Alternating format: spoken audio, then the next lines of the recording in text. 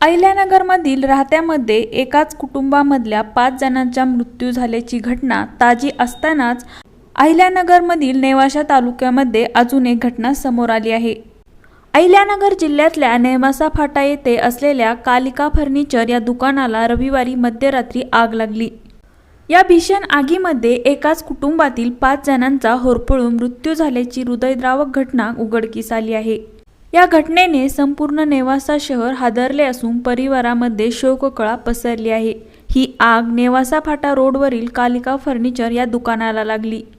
हे दुकान मयूर रासने यांचे असून दुकानाच्या वरच्या मजल्यावरच ते पत्नी व 2 मुलं तसेच एक वयोवृद्ध महिलेसह राहत होते। मध्यरात्री अचानक दुकानास आग लागली आणि काही क्षणातच आगीने रौद्ररूप धारण केले।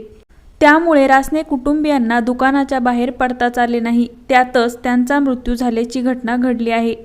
मृतांची नावे मयूर अरुण रासने वय वर्ष 45, पायल मयूर रासने वय वर्ष 38, अंश मयूर रासने वय वर्ष 10, चैतन्य मयूर रासने वय वर्ष 7 आणि एक वृद्ध महिला अंदाजे वय 70 वर्ष।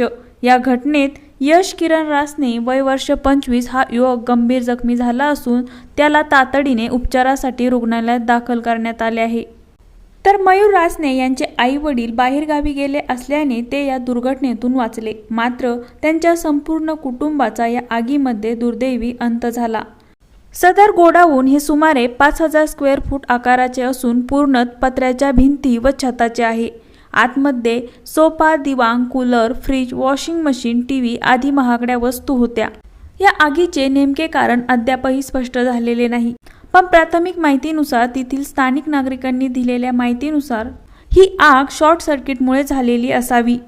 आग नेमकी कशामुळे लागली याचा पोलीस शोध घेत आहेत। या घटनेची माहिती समजताच परिसरातील नागरिकांनी घटनास्थळी धाव घेतली असून मदत कार्य सुरू केलं होतं। दरम्यान संपूर्ण नेवासा शहरामध्ये या घटनेमुळे हळहळ व्यक्त होत आहे।